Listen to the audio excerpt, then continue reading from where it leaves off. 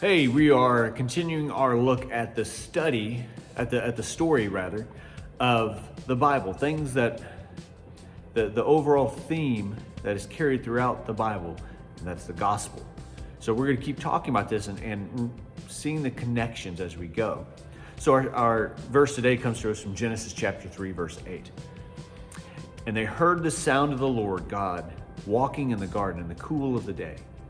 And the man and his wife hid themselves from the presence of the Lord God and among the trees of the garden. Okay, so I'm going to ask you a slightly uncomfortable question. Are you ready?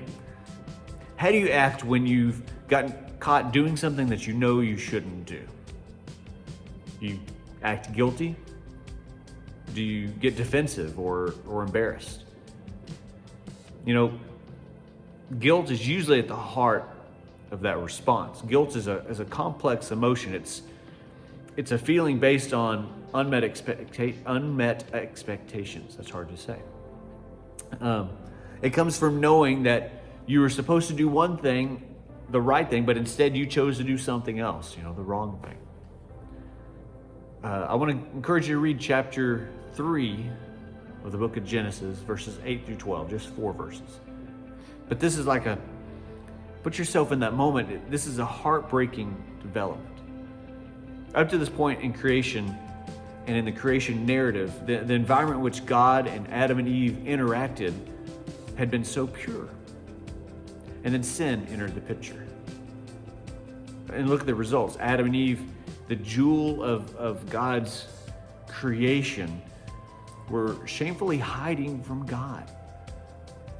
This is a vivid example of the barrier that sin creates between God and humans.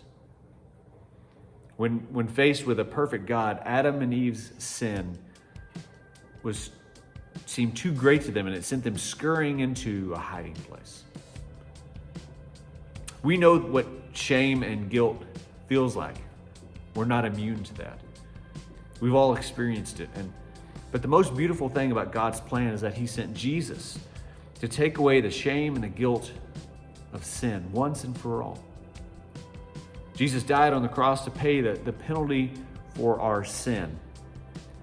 And when we are saved through faith, the guilt of our sin is wiped away. Because of Jesus, and only because of Jesus, we can relate to God without the separation that sin causes.